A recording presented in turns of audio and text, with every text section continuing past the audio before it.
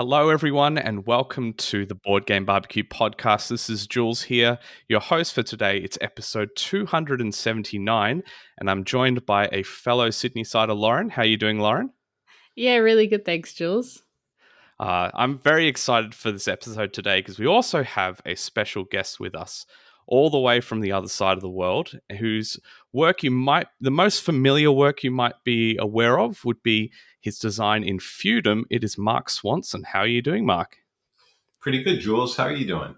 Oh, I'm doing fantastic. I've been very much looking forward to this chat. I reached out a little while ago and said, would you like to come on the podcast? I enjoy your game Feudum, and I've been following the progress of some exciting games that you're working on, which I'm sure we'll get to in a second. But yeah, we're very happy to have you here. Hi, Lauren. I forgot to say hi to you too. Doing great. Also super stoked. Really excited for this chat. Very good. Well, let's launch into it, shall we? Mark, do you want to just give everyone a bit of a preamble about who you are and how you got into game design? Yeah, okay. Well, I have a degree in strategic communications, which is just a fancy way of saying advertising and public relations. And in my younger days, I worked as an advertising copywriter and a creative writer. And I came up with words and headlines for everything from dog food to comic book conventions, CT scanners, you name it. I grew up on fantasy adventure novels, J.R.R. Tolkien, David Eddings, Piers Anthony. So I've always loved sci-fi, fantasy adventure, medieval worlds, where anything could happen. And I've always loved board games, but originally just kind of the American variety of games, you would say. But it wasn't until about the late 90s that I discovered Euro style games. I guess they used to be called German board games. Of course, and then yes. It morphed into the moniker Euro style. And I immediately fell in love with titles like Puerto Rico, Tigris and Euphrates. Remember that one? Yes. Yes. Power Grid, El Grande, Taj Mahal, Ra. There's so many. That's a heavy-hitting list. And I got hooked. And, games are like novels in a way. The more you play them, the more you're drawn to a specific game author and particular kinds of mechanics. So, like if you like a horror genre, you might read Stephen King. Or if you like political thrillers, you'd read Tom Clancy. So for me, I found myself gravitating to Rainer Knizia and Martin Wallace and Uwe Rosenberg and then particular game mechanics. Like I love area control or action programming, worker placement. And so it all kind of clicked for me. And about 2010, I started thinking about the kind of game I would like to invent. Well, actually, first I looked to see if it existed and I couldn't find it. And then I invented it, and that was Feudum. In that little preamble, you mentioned a whole list of games, and I can start to see all these different things coalescing in the design of Feudum, which I have played before. But just touching on your transition of having a love for board games, but really discovering the Euro genre, was there any game in particular that really what you found was like a turning point in your love of those style of games? Well, like a lot of folks, Settlers of Catan was early. That was Rainer Knizia's classic, often considered the gateway game to other Euro-style games. But the first game I ever played that was Euro in nature was a game called Cartagena. It was about escaping from an underground island fortress.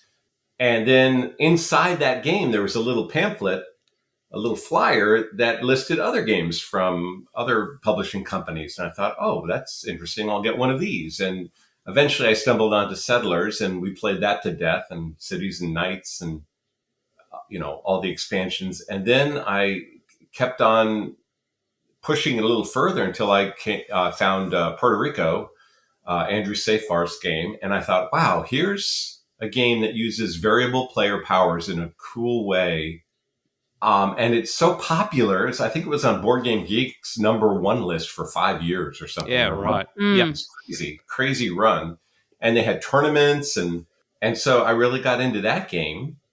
And then a lot of other games followed. There's a game called Maharaja that actually Oh, yes. helped inspire Feudum a little bit.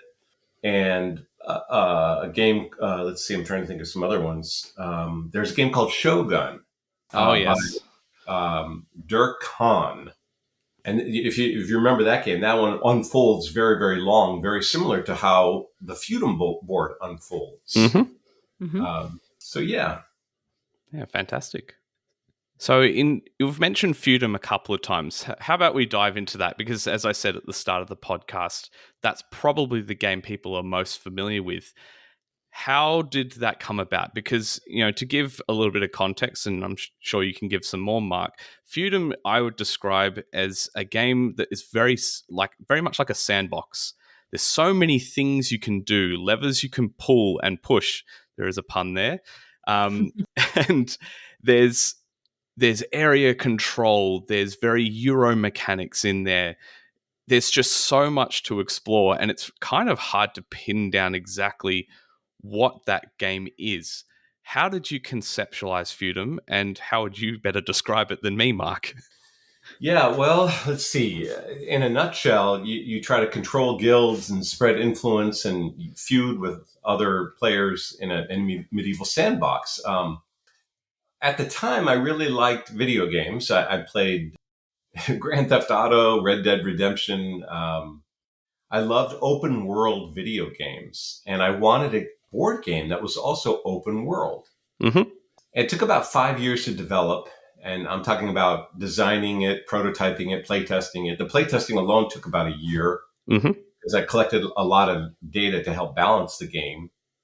And I wanted multiple paths to victory, and I wanted to make sure that people weren't able to break the game. I had read an article about how Puerto Rico eventually was broken, and the designer, had to rewrite a few rules because people figured out the certain numbers of buildings that if you got the same buildings, your percentage chance of winning increased dramatically, and so Yeah, right. tournaments no longer became fun.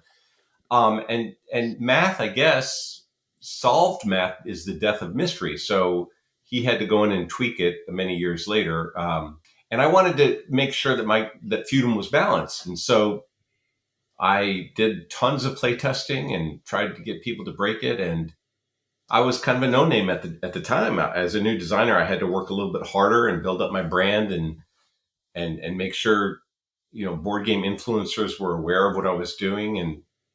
And so I just slowly started to spread the word about how you have these unique characters, medieval characters that roam the countryside, tending farms and taxing towns and taking outposts in effort to rise in power.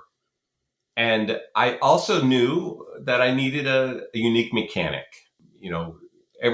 There's an ever growing list of classic mechanics on Board Game Geek, and that many people know about, from hand optimization to worker placement to area control, you name it. And I knew I needed something that I could call my own, and so I came up with this symbiotic relationship between guilds where you dutifully play your part in this progressive economic cycle where, say, for instance, the farmer ships good to the merchant, who then uses those goods to equip the alchemist, who invents black powder, which equips the knight, and so on and so forth, in a circular fashion around the outer edge of the board of these guilds.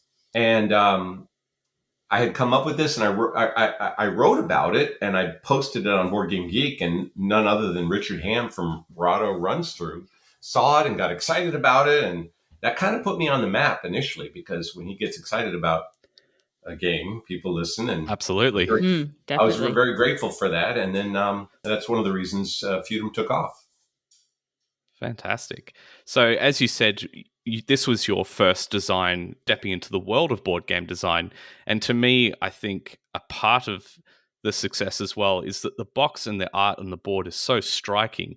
So, if I'm not mistaken, Justin Schultz was the artist and graphic design. Did he do both? Yes, he did. He had a unique ability. Sometimes you have to have an illustrator, an artist, Yes. a graphic designer, someone who does layout, a production artist, but he was just all of that in one person. How did you meet Justin? How did that relationship come about? Well, I knew I needed good art because, in my opinion, I'm quite keen on focusing on melding four things: story, mechanics, the production value of the game, and then the art. Mm-hmm. Because marrying form and function is important to me. So a game has to fire on all of those cylinders. It's got to have a killer theme, unique mechanics, tactile presence, and then probably most important in making a first impression is the art. And so this is going to sound almost unbelievable, but it actually happened this way. I walked into an ice cream shop called Sparky's, Right. and I was getting an ice cream cone, and I looked on the wall, and there were several band posters. I believe one of them was for a band called Wilco, and the art featured this monster, this lumbering behemoth-like character, um, you know, lumbering, across the landscape, and it was whimsical and well drawn. And I thought, that's amazing. Who's the artist? I looked at the poster to see if there was an attribution. Nothing. So I went on the band's website, found the poster. Then I saw the attribution on the website, and I reached out to the artist in an email, a long rambling email saying, "You don't know me, but I have a dream about creating this game. Would you want to partner with me?" And to my surprise, he emailed me back saying, "I would love to do that." Wow. Wow. That's outstanding because it definitely has a really unique aesthetic. And the board almost is reminiscent, as you were saying, the kind of fantasy worlds that you were inspired by and drawn to. When I see the map, it makes me think of Middle Earth. It makes me think of kind of panning across those fantasy worldscapes. Is that the kind of thing that you were trying to channel there? Absolutely. Also, it has kind of desaturated, muted color schemes, which I like. I like German Expressionism as an art form. And so that reminded me of that. I also love Adventure Time, the cartoon. Yes. Yes. Um, and there's this kind of whimsical feeling to Justin's artwork. You're lured in with what he likes to call the superficial charm, but then upon closer inspection, something daunting is happening. Mm. Um, and so here you have this, behemoth that looks cute and lovable, but he's about to squash these people fleeing in terror. So I like that juxtaposition. Oh, that's Outstanding. fantastic. I'd love to hear more about some of your upcoming designs as well, because I know you've got a few things in the pipeline, some that you've been working on for a few years, as well as an upcoming Kickstarter. So I'd love to hear more about those that you've been working on at the moment. Yes, well, the one that's coming up the soonest is called Fled. And the premise of that game is you are escaping from a vile Victorian prison. And that one launches March 5th. And I've always been a fan of prison escape movies, Escape from Alcatraz and Shawshank Redemption. And I've always yes. wanted to create a escape from prison game. And I did a little research and found out that Ireland has its own Alcatraz. It's called Spike Island. It's off the south coast of Ireland. And in the mid 1800s, it was a British fort turned prison. And during the time of the Irish potato famine, young lads were unjustly arrested for minor infractions, like stealing a potato, for instance. One lad was arrested for stealing a pint of milk. People were hungry. And back in those days, you could get thrown in prison for that sort of thing. These young lads were thrown in prison. It was very harsh conditions. And so obviously in this game, you are rooting for the prisoners to escape. It's a tile game where you manage a hand of tiles, and each turn you add a tile to the prison, and then you discard other tiles that allow you to move your prisoner from room to room.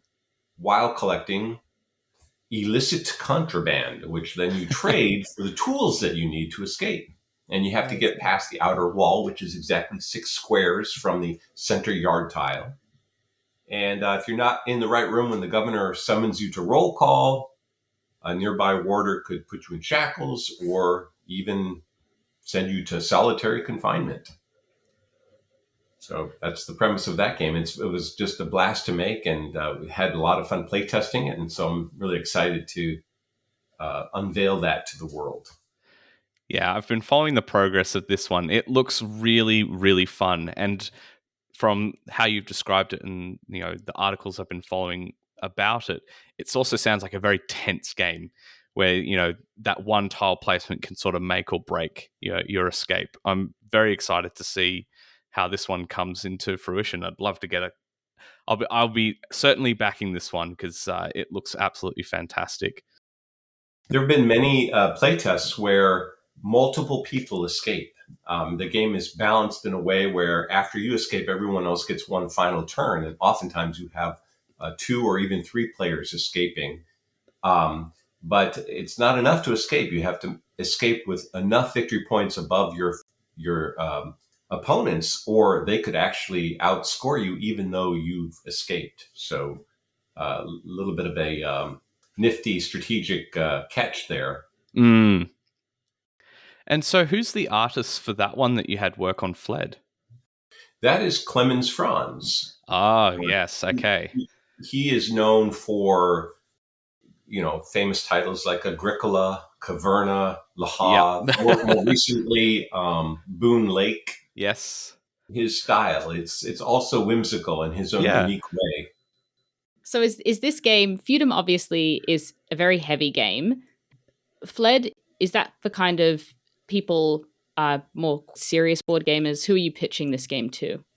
So it is more of a medium weight game, but it's not a lightweight tile game. Mm-hmm. So when I think of classic tile games, I think the game that pops into mind is Carcassonne. Of course, yes. And Carcassonne is, really accessible, very light. But if you like Carcassonne, but you want something with a little bit more meat, more teeth, then Fled will be for you because it does have that kind of it scratches that tile placement itch.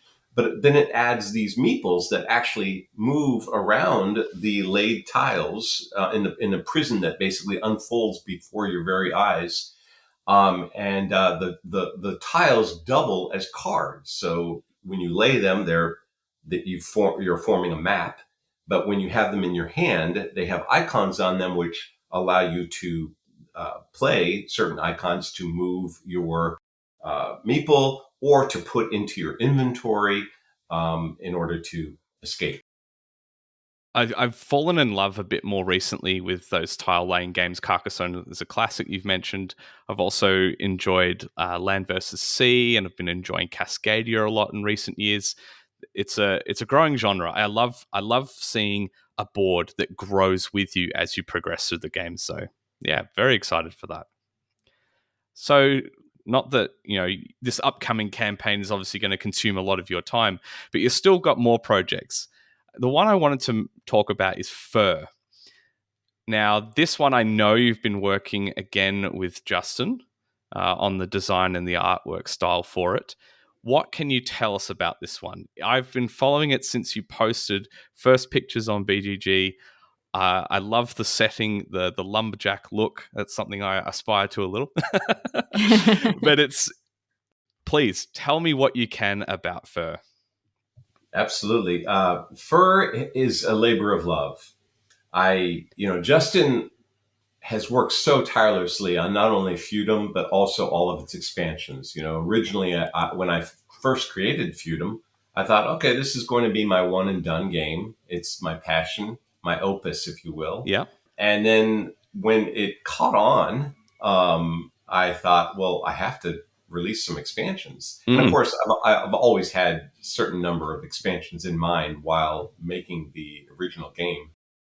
And so I released those expansions, including a solo variant, and then I had to release a artisan edition vessels and castles. They're stunning, and all of that, right? And that was fun. And Justin was with me the whole way, and then there was a kind of a period of rest. Let's just call it rest. Yeah. And then I approached Justin again, and I said, Justin, I have an idea for another game. And so, oh no, here we go. So he promised to work on it if I went easy on him, because he has another job, and so this is one of those sculptures that's being sculpted little by little. Yes. And so the object of Fur is to assemble a legendary band of loggers in the Pacific Northwest. It's actually based on the timber industry in the Pacific Northwest of the United States. And you have to shrewdly manage your timbermen, your lumberjacks, and your homesteads to earn the most victory points over 5 rounds. And so during the game, you task your workers. So you have your own little homestead, and you start the game with 2 workers, and you task them with all kinds of labor, from felling fir trees to driving the logs down the river to milling timber to stoking steam donkeys. And one of the unique twists in this game is, in order to be successful, you have to put your workers in harm's way. Oh. So there's a displacement mechanic that you actually deliberately want to have happen. So these bumps and bruises that happen are going to take their toll, but send your worker into a nearby building where they become a foreman. So they're kind of on light duty, if you will. But when they're a foreman, it gives you special privileges. And then it also frees you up to recruit day laborers.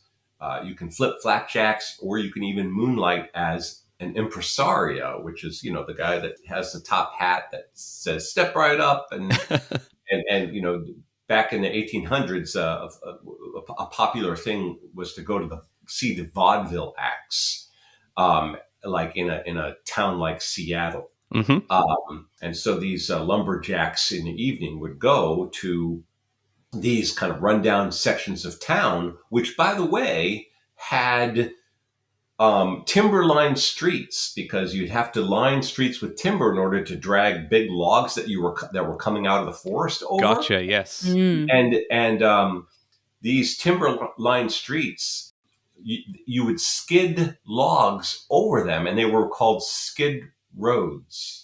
Right. And so when someone says, "Oh, this person wound up on Skid Row," or Skid Road is what it originally was called, that's the reference. Wow, there you go. Right. You have to make decisions in this game. Are you going to tend to your corn and your chickens? Are you going to build bunks and barns, or furnish your little river that goes through your homestead with bridges and what's called rocker boxes, which is how you pan for gold. So yeah, a lot to do, and it's so much fun to play test. I play tested this thing so many times, and I'm making fine tweaks on the game, and it's at a place now where I think I'm very, very close. Oh, that's exciting. Amazing. Yeah, I remember seeing an article about this one and have been, excited about it since then. Having a look at it and kind of having tracked its progression, it definitely is more reminiscent of those classic Euros that you said you'd love, the Uwe Rosenberg games. I definitely see parts of Agricola with your personal player boards. A little parts of the board almost remind me of Village as well. Village is a wonderful game. That definitely was an inspiration. I would say Caverna, which I think is like Agricola, more refined. Caverna, in a way, Fur is like a tribute to Caverna. It's one of my favorite games, Caverna. I would say it's a top 5 game for me. Very cool. Yeah, outstanding. So I'm going to probe a little bit harder here. When you say you're very close, do you have a timeline in mind at this point in time that you can reveal? No, not really. I hate to disappoint you. No, that's fine. I have to, out of respect for my artist, Mm. we're just going to keep on chipping away. And when I feel like I can reveal a month or a year, then I will. That's fantastic. I'm sure when it's all said and done, there's going to be quite the reception to it. I'm very much looking forward to giving Fur a try. Absolutely. Will this one be coming to crowdfunding as well? Yes. Great. Fantastic. So I might dive into the next game that I know that you're working on, which is, let's just say, very far removed from everything we've been talking about at this point. And I don't know how much you can divulge, but you do have it listed on your website at Oddbird Games. That's Forlords. This is a trading card game you're working on. How did you get started on that? Oh boy, yeah, that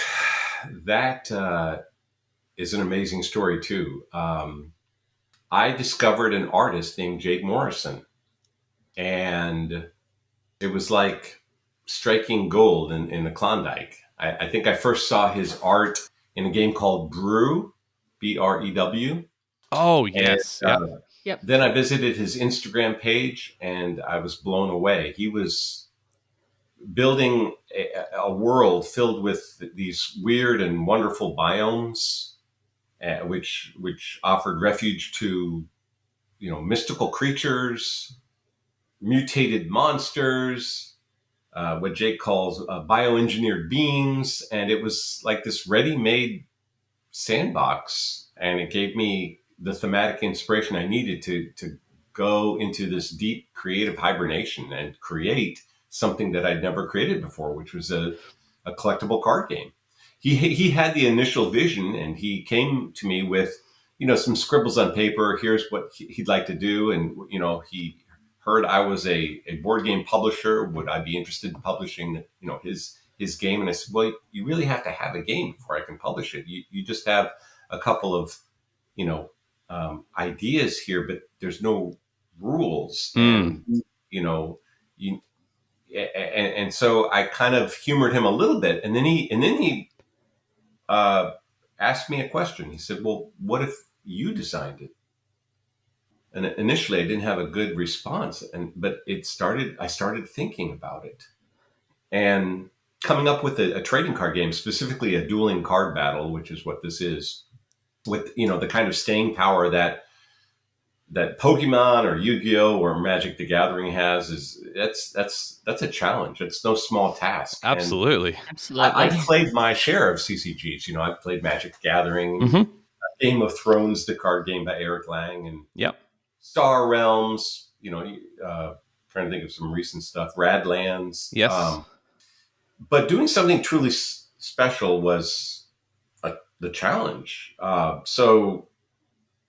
it started gnawing at me. So weeks kind of turned into months, and I started tinkering with some things and got some playtesters around me. And I kind of emerged from my lair, as it were, from what I considered to be fairly intricately woven mechanics that are elegant, which is what I strive for when you're creating something with substance and depth. It can be intricate, but it has to be elegant. Mm. And the playing experience, playtesters were calling the playing experience, phenomenal, unlike anything they'd experienced before. And one of my harshest critics, who's a friend of mine and an attorney who's invested more money than he would care to admit on trading card games, after playing it said, this is incredible. How did you do this? Like, he didn't think I invented it. Yeah, right. I said, maybe I'm smart. I don't know. Maybe I got lucky.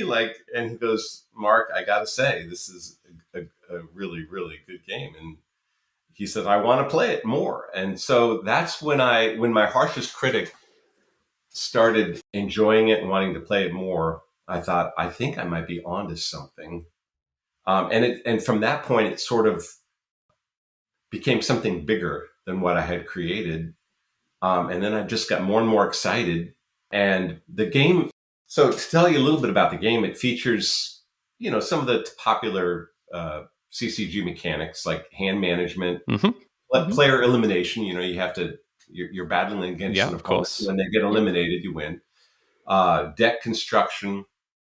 But as I said before, coming up with unique mechanics is important to me. So it sets itself apart with kind of a handful of what I think are distinct mechanics. To name a few, there's you can explore a hostile and unpredictable wilderness in the middle. There's a stretch of land between you and your opponent that gets cards, and you have to, in order to get to your opponent, you have to kind of first do battle with the wilderness. Interesting. The game, you move cards on a grid, and you tactically position your allies for battle, which is considered grid movement. Kind of like moving cards like chess on a grid. So if you can imagine, your boss or your king is in the middle on your side of the board, and then you imagine a 3x3 playing field. So essentially a card orthogonally to your king, and also diagonally to your king, and that's your play area. Then you have a 3-space wilderness area in between you and your opponent, and then your opponent has his grid. And that's the setup. And then you unlock unique fortes, I'm calling them, during play, which are kind of like a boost to your allies. And that's variable player powers. And then I guess the next mechanic is where you gain surges in power by capturing one or more terrain tokens. And I thought, wow, that would be cool to come up with several tokens that actually get placed on the cards during gameplay so that opponents could feel like there's a little bit of topography on the map. And so I came up with these cool terrain tokens that can change hands at several times during the game. And they're kind of like an advantage token. Yep. Which gives you kind of this special action. Technically, an advantage token, like in the game Twilight Struggle, the China card gives you an advantage, and then after you use it, you pass it to the other player. But here, these tokens are yours until someone takes them from you. Yeah, so right. You potentially could have it the whole game. So that combination of terrain tokens and then allies that move on a grid just make for a very unique game. Really fascinating. I grew up playing Magic the Gathering and have dabbled in other trading card games. It's from what you've described, it's nothing like I've ever heard of before. So I'm very, very curious to keep following the progress of Four Lords. Now, do you envision Four Lords being a trading card game in the sense like Magic the Gathering is, where you have booster packs that you'll open up and there are rarer cards than others, or more in the sense of like Marvel Champions, where you can buy all the packs per se and you have all the cards that exist in that game? So you're talking about like a living card game versus a trading card. Yes. That's a great question. So Fantasy Flight coined the term living card game, which is a fixed distribution of cards that doesn't require you to open a series of packs. And a lot of folks are like this because they don't want to, quote, pay to play. Yes. So for me, Four Lords, every starter deck of Four Lords is going to equip you with a very competitive deck. But Jake and I wanted people to still enjoy the mystery and excitement of booster packs that contain a rare or unique card. Because there's a certain joy of collecting. Oh, absolutely. And interactively trading. Yep. What Pokemon was invented. The whole idea was, oh man, I don't have the card I want, but you have it, and I have one that you want. Hey, let's trade. Exchange. Absolutely. Right. And that there's something really pure and fun about that. So I think Four Lords, people can still enjoy the mystery and excitement of a booster pack that contains a rare or unique card. But during deck construction, there's going to be limits on deck value and deck count, which forces a deck to remain competitive and balanced. Right. Okay. So it's not like you need that one legendary card in order to win. Yeah, no, that sounds really cool.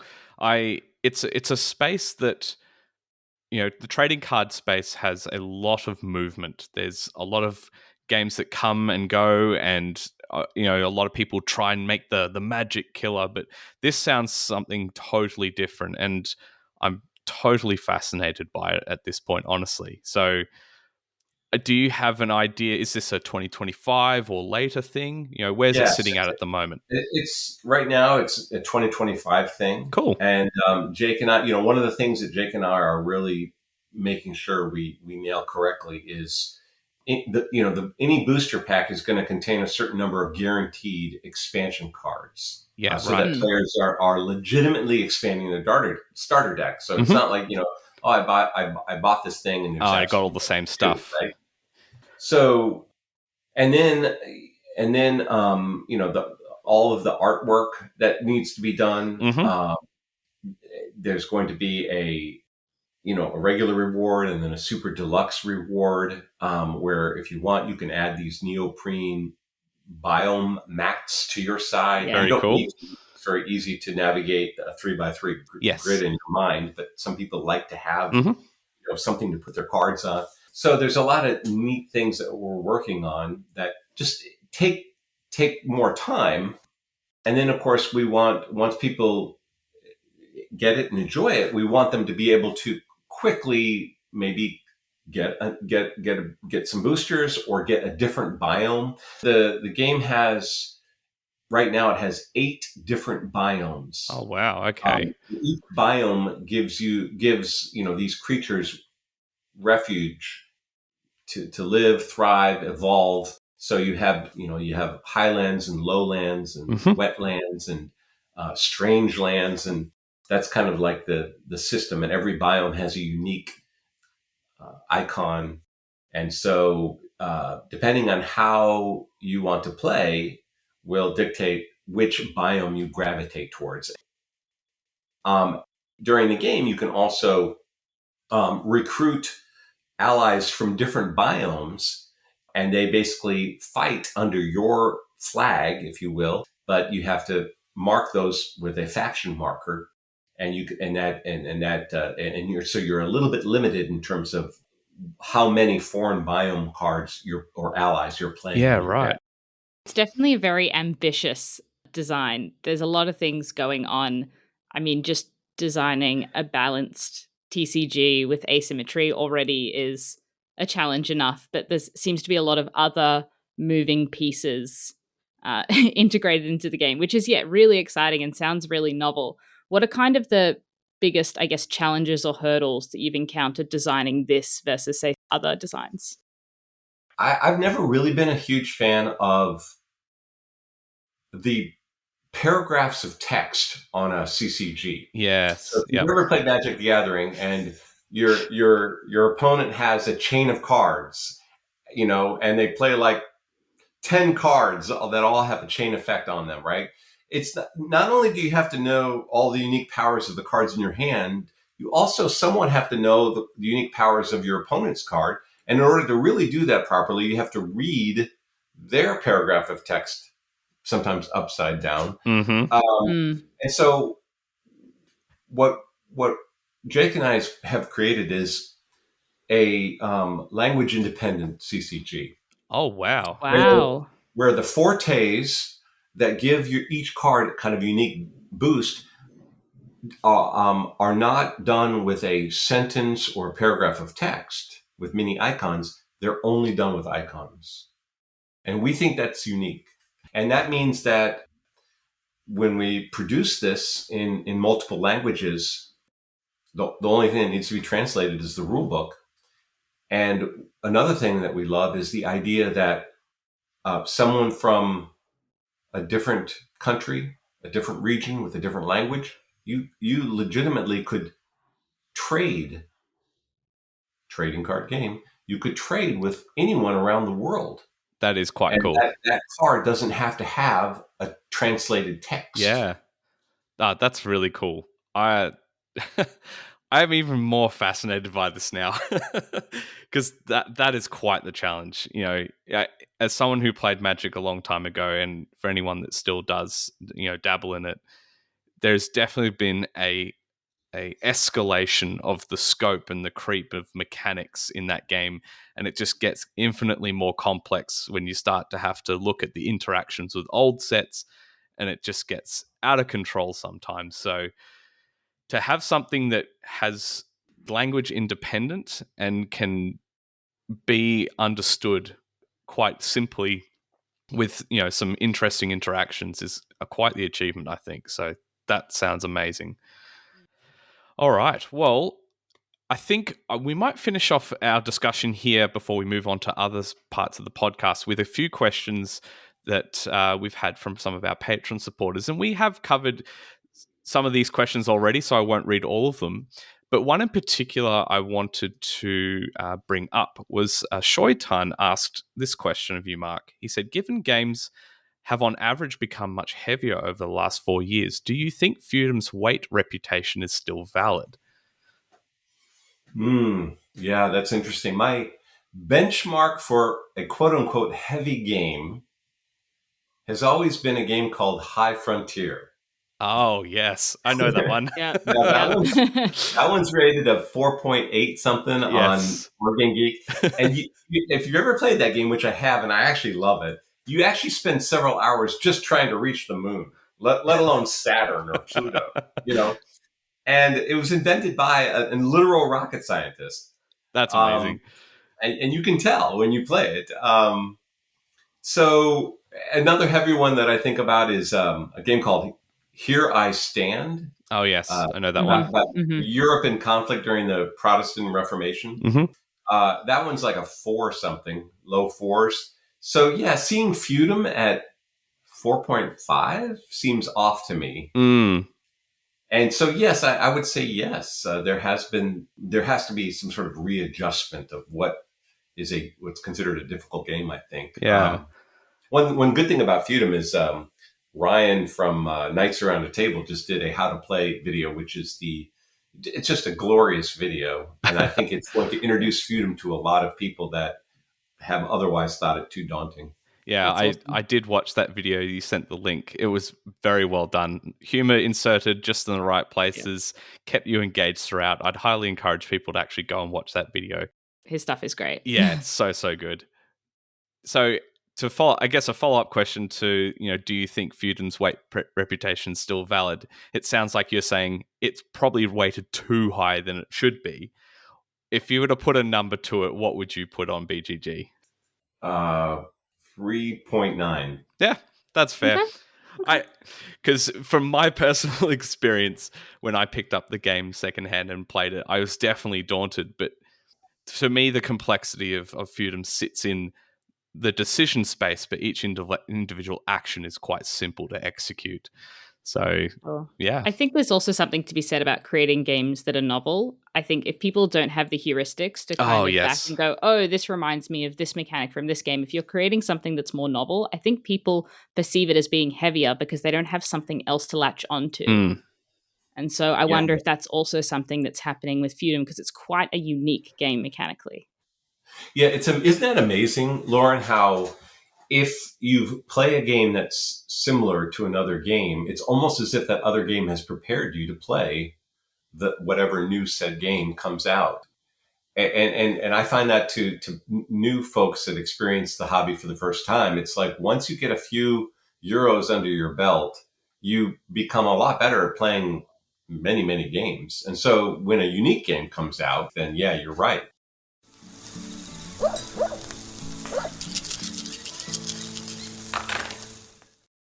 All right. Well, thank you very much, Mark, for that discussion. That was really insightful, and you definitely have a lot going on. Best of luck to you with all those projects. And I might mention one more thing that we haven't already. We've talked about Feudum a lot. You're going to be doing a 7th anniversary edition on GameFound, I believe it is. That's right. Yeah, May 14th. There we go. So if you are curious at all about Feudum and all the wonderful gameplay it has to offer, I encourage you to go check out that game on May 14th on GameFound. If you're looking for a new board game, you need to check out adventgames.com.au. They have a great range of games, including pre-orders and hot new games. Anything you could be looking for will be there at Advent. Dean provides excellent customer service that is second to none, and is always keen to support the Australian board game community through events, game days, and even through sponsoring a podcast. So head over to adventgames.com.au today. That's adventgames.com.au. Right, well, with that, I think we might move on to talking about some games we've been playing, and I might jump in and just talk about some stuff that's been exciting me at this point.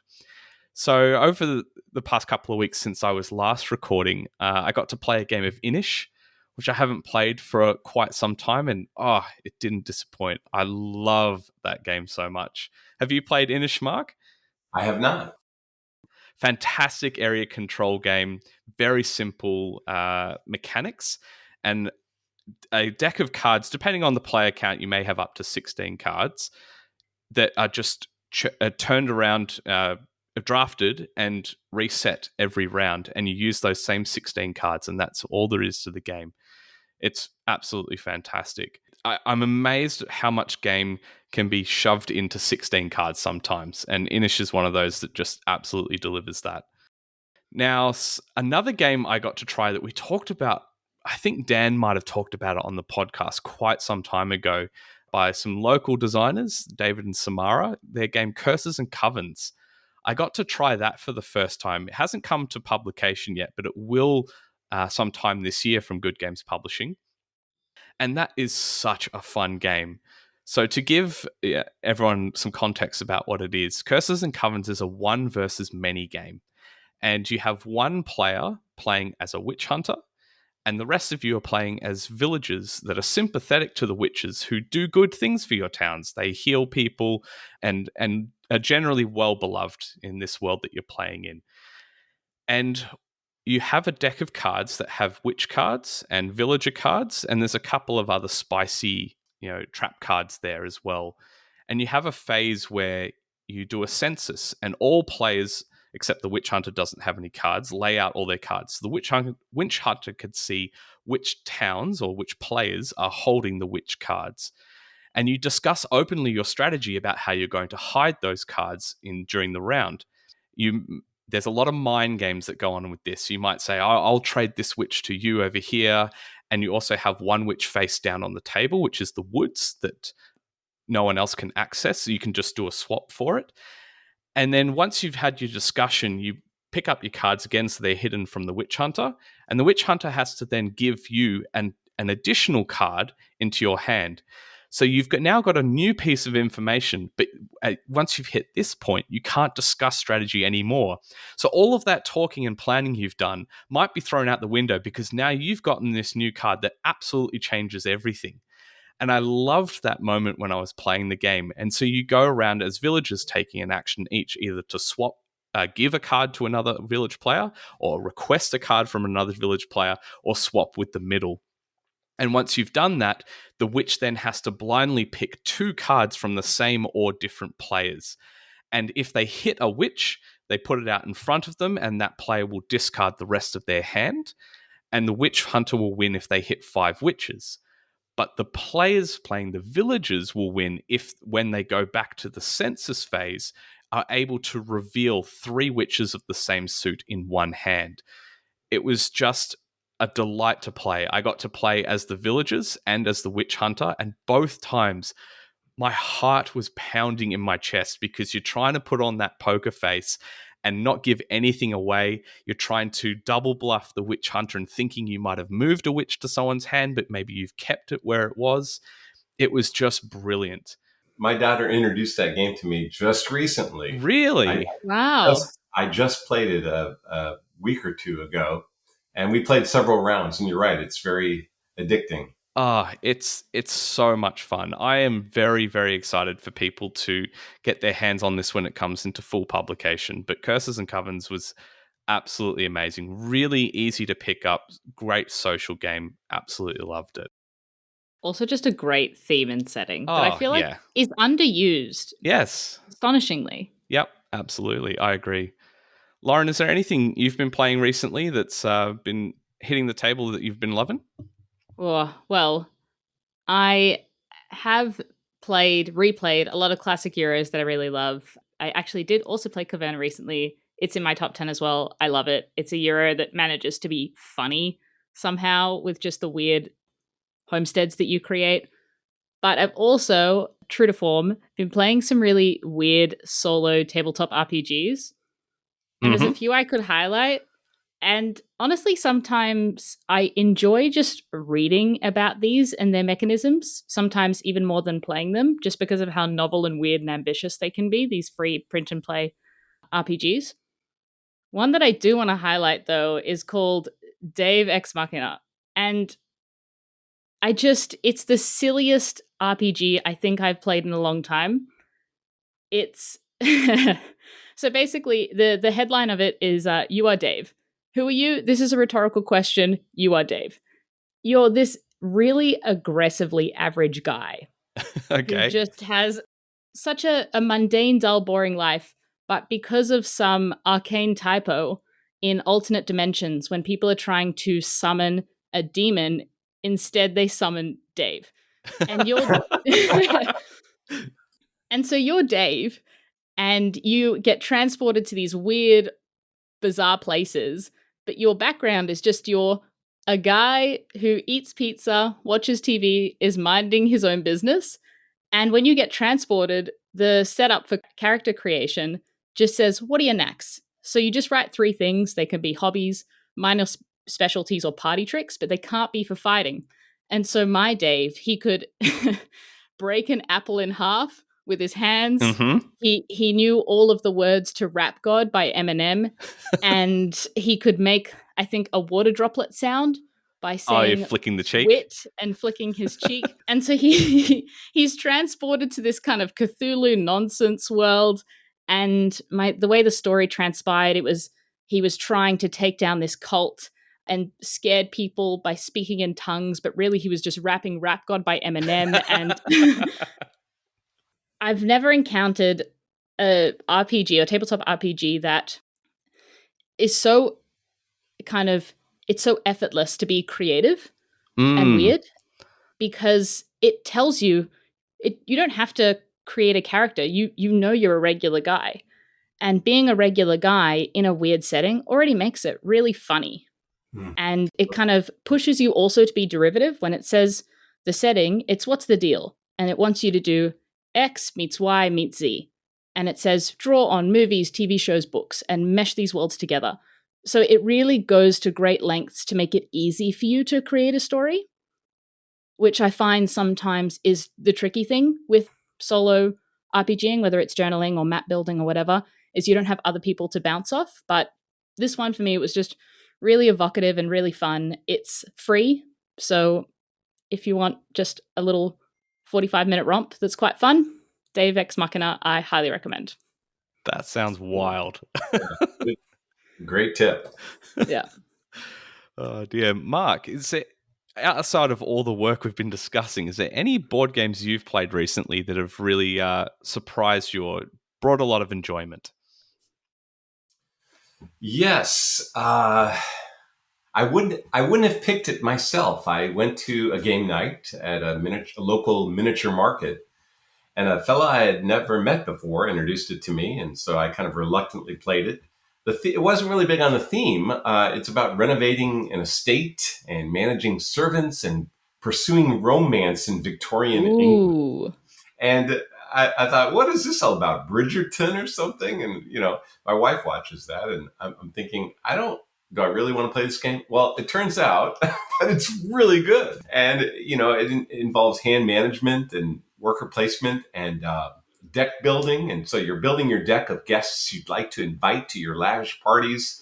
And some of them are really good and give you great favors, like the rich Americans, the rich, loud, obnoxious Americans are great, but you get negative points at the end of the game if you still have them in your hand, right? Yeah. And so there's a little bit of whimsy there, and it's very there's a tableau building part of this, and I really loved it. And so I went on Board Game Geek and I saw it as 8.2, rated 8.2 on BGG. And so I bought it. And now my wife and I play it, couple times a week, and she beat me the last time. No, she beat me the last 2 times. So yeah, I'm in the hole right now. So I'm online reading about strategy now. I think we said the name of the I didn't game. say the name of It's the game. Obsession, right? Obsessions. It's got to be. It's Obsession. Yeah. Okay, so you know it. You know it. Yes. Yeah. That's one I haven't got to try yet, but I remember when it launched, there was a lot of buzz for it what seemed to be a lot of buzz in the Australian board game community for that one.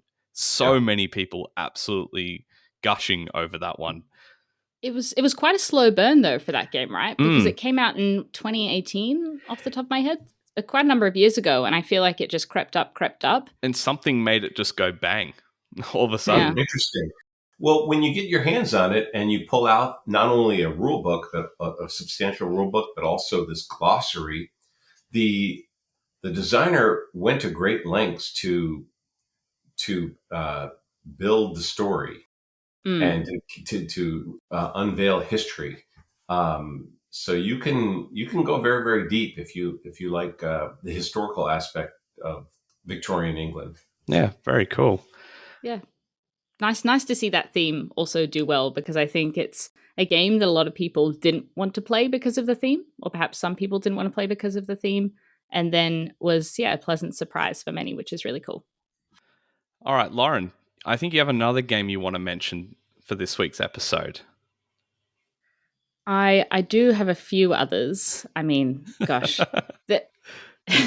there's 2 others. One is a cute little Japanese game called, maybe it's Korean actually. I should definitely know that. But it's called Sheep and Thief. And for this one, it really is just more than the sum of its parts. It's quite a light game, and I've been able to play it with my nephew. But the cool wrinkle in this game is it has a lot of tropes, like the Carcassonne tile laying, except you're doing that with cards that you've drafted from your hand, and you're connecting rivers and paddocks with sheep that will move around. But when you play something with a thief card, you get to choose how the thief moves, and then that thief is going to move in the same direction on everyone's boards. Oh. And so you're trying to get your sheep that you've laid out, because when you play a card that has sheep on it, sheep will populate on it, and you're trying to move those into the towns and into the homes, because then they'll be protected from the thief. But you're also trying to navigate how the thief can move on your board, so to screw up everyone else, but not put you in a position that it's going to hoover up your sheep. But the sheep themselves are just kind of little cotton balls. They're not wooden components. They're just these little fluffy balls, which is just such an odd component choice that I think all the kids I've played it with have just really delighted in, which has been really nice. But the drafting, I feel like if you played with adults, could be quite bitey. So that I think there is a bit of substance there as well. And the other one I've played, which is just another really silly tabletop RPG that I'm just going to quickly mention. It was part of the Solo But Not Alone 4, which I mentioned in a previous podcast, which is still going, but is a bundle of 100 plus solo tabletop RPGs for $10 US. You get them all, and the proceeds go to mental health related causes once a year. Outstanding cause. But that one is called Waffles Exist. And genuinely, it's so silly. But I did it with my partner last night, and the premise is that you're drawing cards from a 52 card deck, and it'll give you a prompt of a kind of combination of 2 words. And the point of the exercise is just to come up with things that are pleasant in life. So it'll be like spring activity or homely hobby, something like that, right? But this can vary. And the end game trigger for it is when you come up with an idea that is so good that the players agree you have to do that thing right now.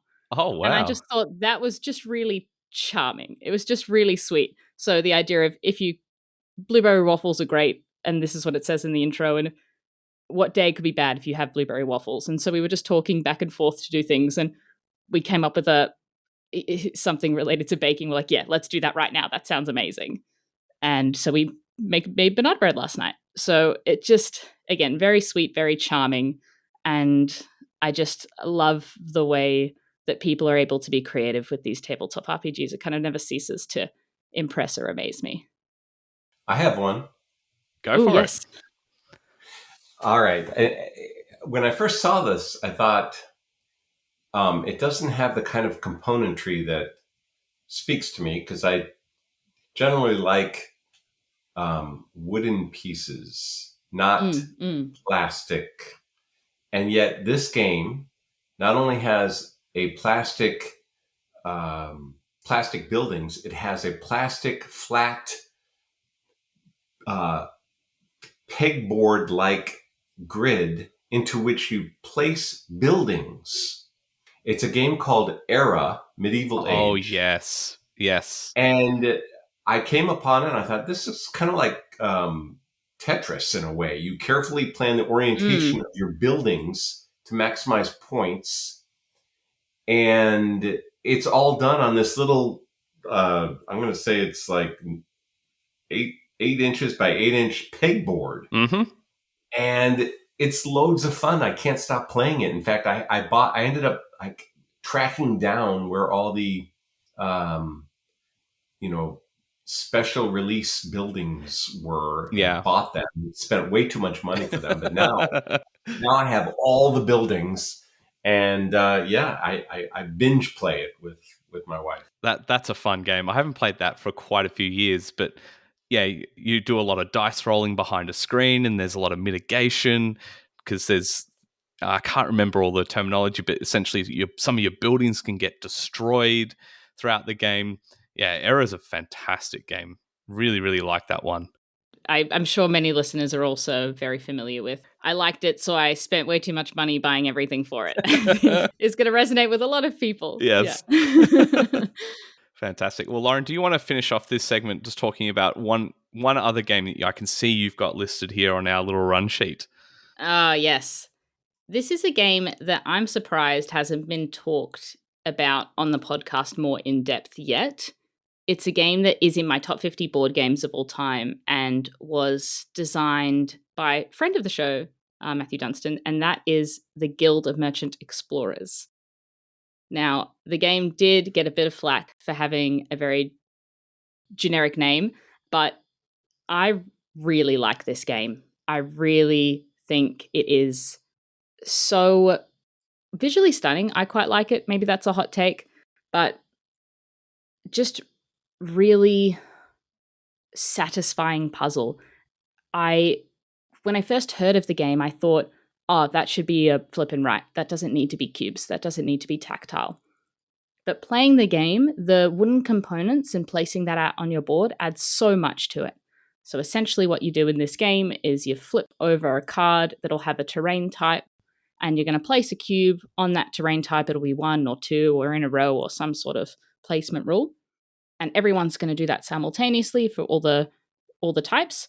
But the wrinkle is that you're going to have these powerful cards. So there's going to be 4 eras of the game, and every era, each person's going to get a unique, powerful card that lets them shoot across the board or fill entire types of terrain. And you're just trying to do classical kind of map filling things like connecting routes, getting to the corners of the board, completing various objectives that'll change between games.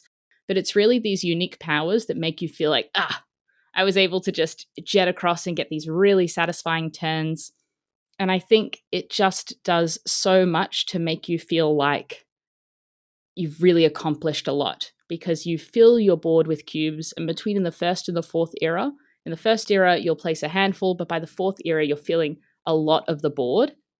And not only that, you'll be able to place villages that will remain there, and they will give you different starting points. So initially, everyone will have to place their cubes from the center of their map.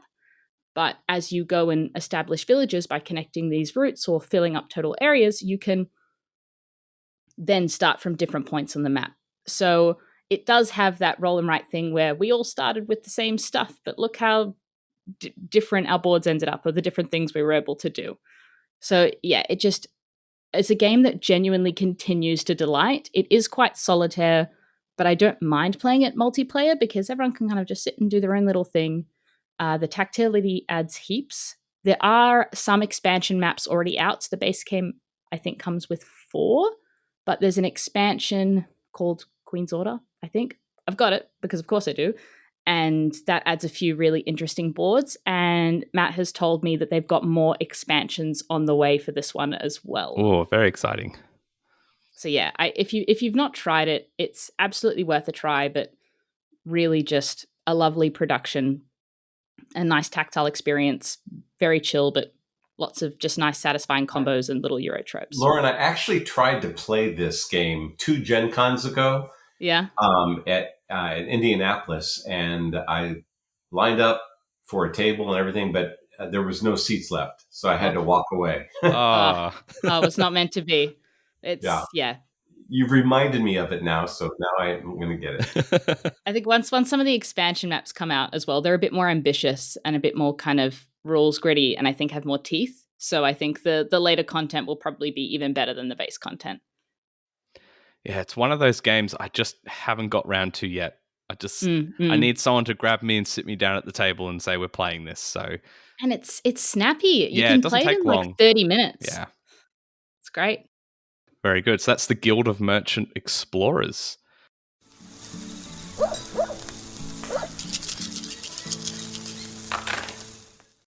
All right, well, we've done a lot of talking about board games. I think what we'll do now is we'll move on to our next segment, our question of the pod. But just before I do that, a little bit of announcements so people are up to date with the things that are going on within the community.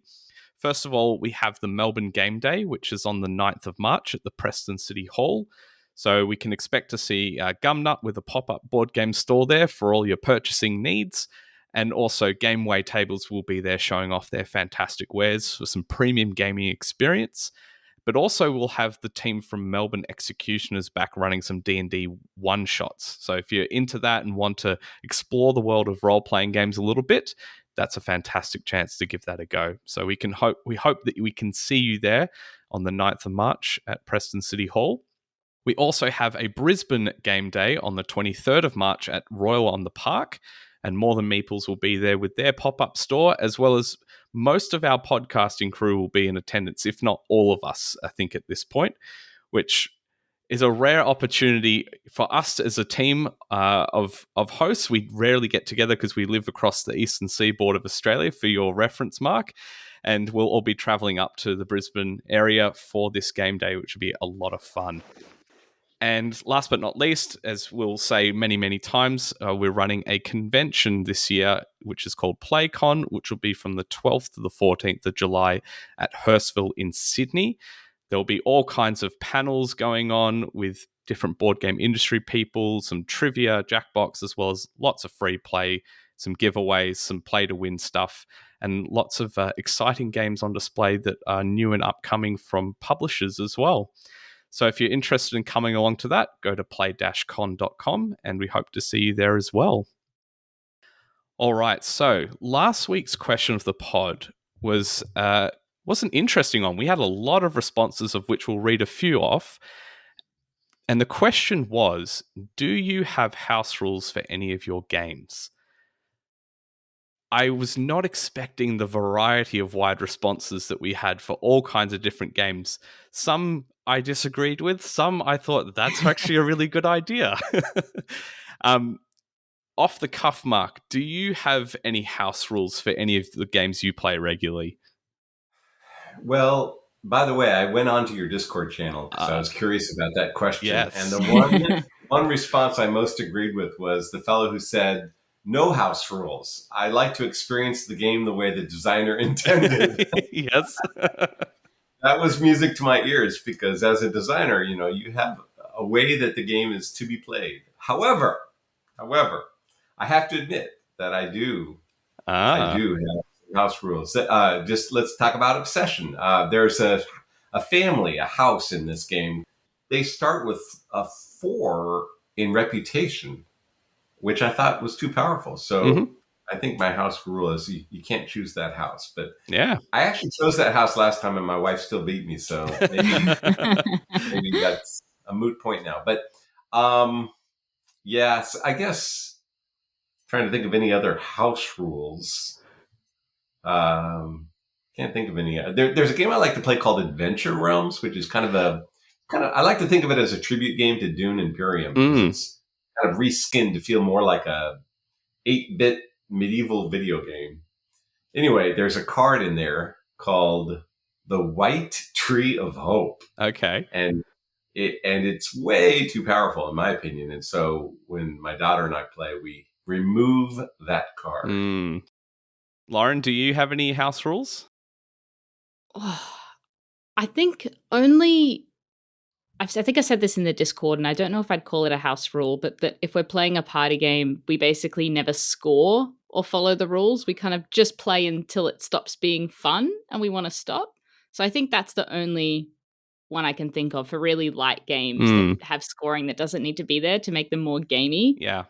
Kind of like with Telestrations, right? There is a way to score points, but you can't just draw and have fun laughing at the silliness that unfolded. Yeah, absolutely. Yeah. All right. Well, let's read off a couple of responses. I'll start off with some of our Discord responses that we picked out. Draven said the rule in our house is usually whoever won the last game is the start player. So they don't go by if you were the last person to touch a flower or whatever it was. It's whoever won last starts the next game. I like that. Simple. I don't think I personally have many house rules, but this one that Gene said, I'm a subscriber to this. So a house rule I have for all solo and co-op games with dice. During a roll, if the dice lands on the floor, you keep the result if it's good or re-roll if it's bad. A legitimate dice roll, it has to be on the table, but if it lands on the floor and it's good, it would have landed on the table anyway. It's fine. Let's take that and move on. It's a solo game or co-op. The game's probably going to be hard and punishing it is. Let's make it a tiny bit easier if we have to. And one more from Discord. Jay said, only house rules that jump to mind are family weight stuff to make the games run slightly smoother, like drawing a tile at the end of your turn instead of the start in Carcassonne, or scoring all the trains at the end of the game, or scoring all the trains at the end of the game instead of as you go in Ticket to Ride. So just smoothing out the process of scoring as you go or taking a tile at the end of your turn so you can plan a little bit in advance. Yeah, it's not a bad way to smooth things out for maybe kids that need a little bit more time to process things. Lauren, do you want to read a couple of the Facebook responses? Sure. So we've got Mika who says, I'll often take out cards I think are overpowered or are just not nice, like no Ravens in Wingspan and no mandatory quests in Lords of Waterdeep. That's fair, and I think that's something that people do, especially with games that have those really huge decks of cards that it's hard to maybe playtest all the wrinkles out. Jason Craig says, only house rule I use is for Carcassonne. Pick up your next tile at the end of your turn rather than the start. Makes it go so much quicker. Absolutely. Eric Fergus says, we decide starting corporations in Terraforming Mars by bidding. Bidding power is determined by how much starting mega credit from that corporation you sacrifice in order to get the corporation you want. That's an interesting twist. Yeah, absolutely. Probably more advanced than for my levels of Terraforming Mars, but that's great. Thomas James says, I was tinkering with Twilight Inscription, and before I knew it, I made a fan-made expansion for the game. It's now the most popular variant. Very cool. It amazes me how many variants are out there for the world of board games put on BGG. There's so much creativity out there, and I think I agree with you, Mark. For the most part, I'm very much a person that I will follow the rules. That's the game experience the designer intended me to have. But there's just so many weird and wonderful things that people have come up with, solo modes and team variants and things like that just are quite a delight to explore. There's so many cool things out there that people have tinkered with and made a game more than what it was intended to be.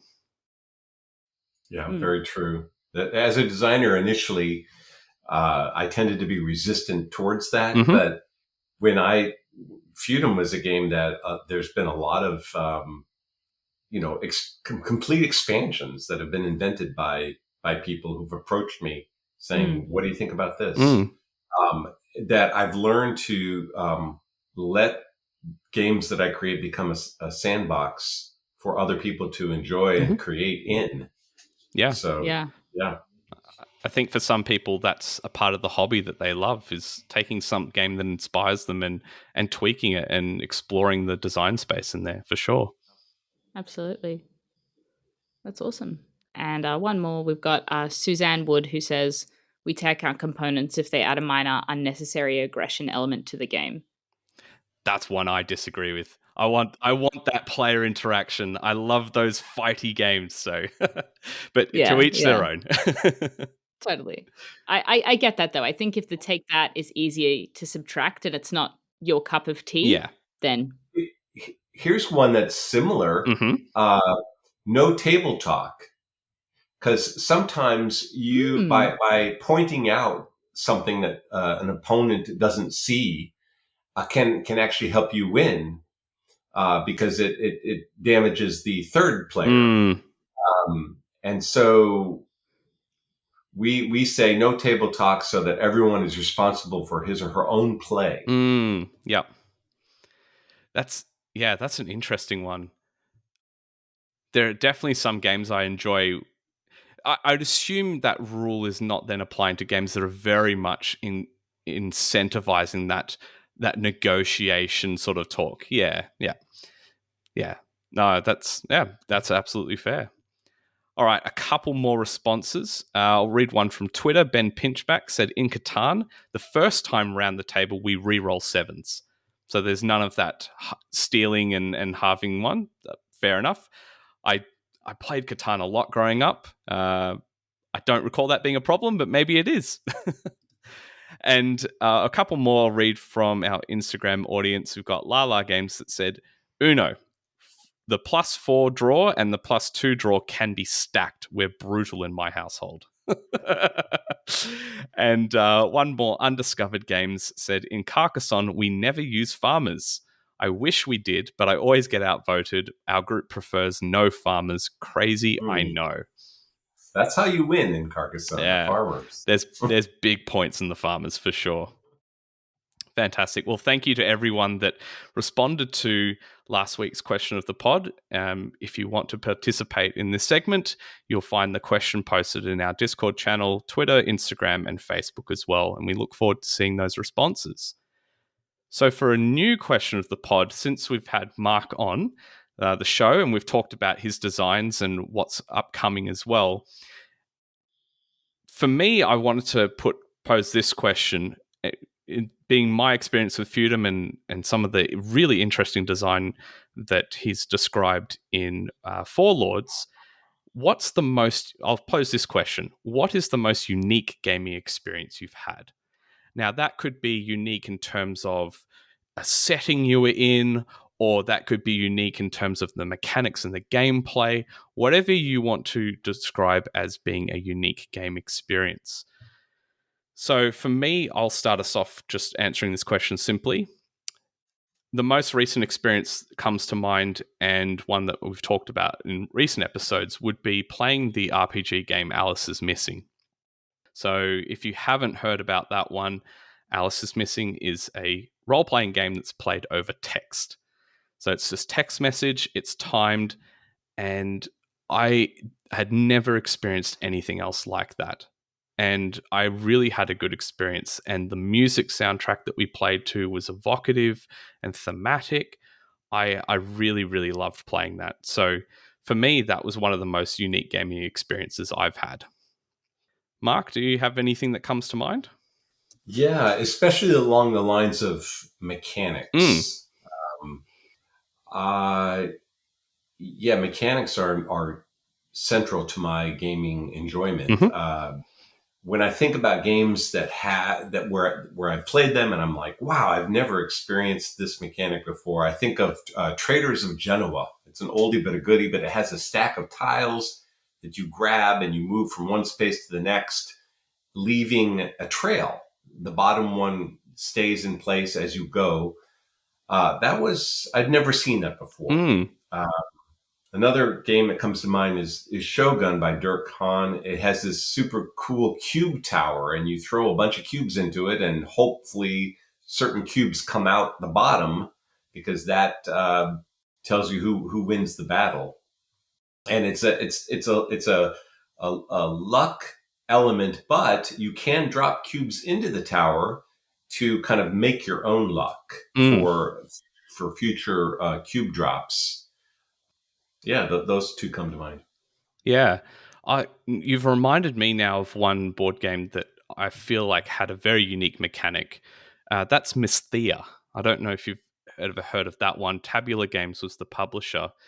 And in that one, it's an area control game, and the board is set up to have these spheres, which you can jump from sphere to sphere. And it's like they're floating islands. And there's a mechanic in the game where you can push one of them into the center, and then it repositions all of the other spheres around it. I've never played an area control game where the literal areas change and evolve and move over the course of the game. That was such a fun experience. I really need to table that a game. It's a longer game. It was sort of that 3-hour mark, but I thoroughly enjoyed that one. Just that dynamic board was something really, really cool. Yeah, that's awesome. I think some of the most unique experiences I've had have been with some of the LCG scenarios I've played, just how much they can do with cards and so few components. And I talk about it to death, but Arkham Horror, the card game, some of those scenarios, just the ingenuity and the creativity with how evocative just cards can be on a table has always been outstanding, and it really sticks out to my mind when I think of what's really unique. Fantastic. All right. Well, our question for this week, as I've said, is what's the most unique gaming experience you've had? So, by all means, when we post out the question, please share your responses and we'll read some of those next week. All right. Before we move on to the last segment, I just need to give a community shout out and thank you to our Patreon supporters. Cannot express enough appreciation for all that you do in supporting this show, and a special shout out this week to Chris Snowden, Colin McCarthy, and Darren Jordan. Thank you all so much for supporting this show. And if you want to support the show in other ways, you can go to Facebook and become a member, start answering the questions that we put out, become a part of the Discord community, leave an Apple podcast rating or even Spotify star rating. Just get involved, come to the game days. We love to interact and talk with everyone about board games and have a lot of fun together. So thank you. And of course, thank you for listening to the show. That's another great way to support us as well. And with that, I think we'll move on to our final segment, which is Swear and Oath.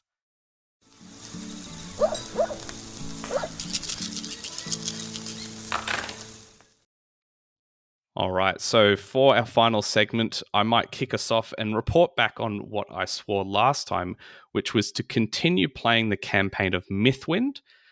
I haven't managed to continue playing yet, as I didn't want to take that away from... Okay, let's step back a little bit and give more context. I might have said this last time. It's a game I've played with my partner. She's not into board games as much as I am. And it was a game that I thought she would enjoy, and we played, and she has since asked to play it again. We just haven't found the time to. I could have stepped away and kept playing it solo, but I don't want to do that. So it's very much on my radar to continue that campaign of Mythwind. But to add a new challenge to what I want to do in the future, this week there was some news that got me all excited that I haven't felt in quite some time, and that was that Chip Theory Game put out an announcement that they were going to launch at some point soon their final content for Cloudspire. I love this game to bits, and so that got me all excited, and I've decided I need to finish all of the solo campaigns. I have all the expansions. I've just got one more factions solo experience and solo campaign to do. I want to get that done. So I am going to swear to finish the Cloudspire solo campaign content that I have left in anticipation hotly for whatever else they release for that final bit of the game. That's awesome.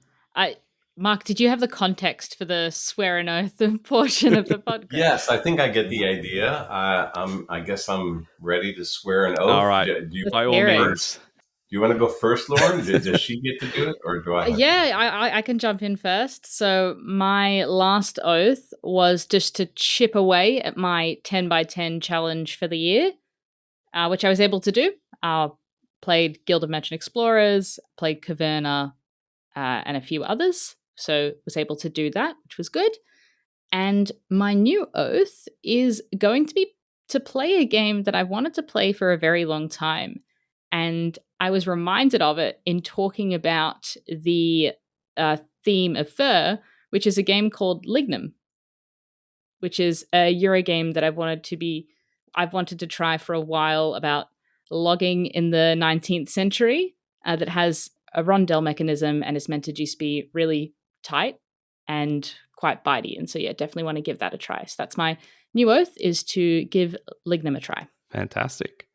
All right, Mark, what are you going Oh, to boy. swear to do?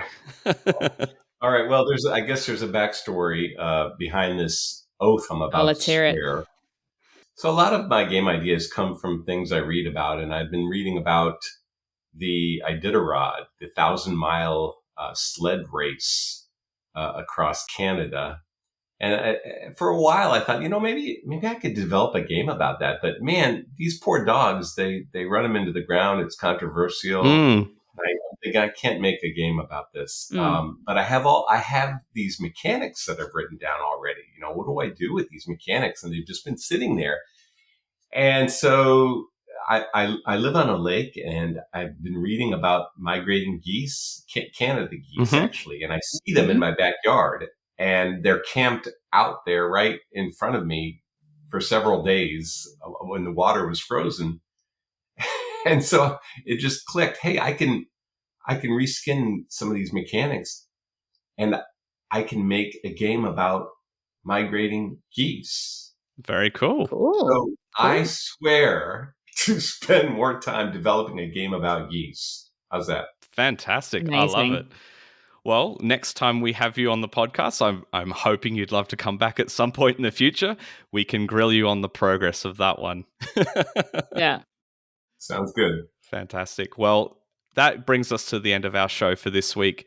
Big thank you to Mark Swanson. Thank you so much for coming on the show. Really appreciated having that chat. It was very insightful.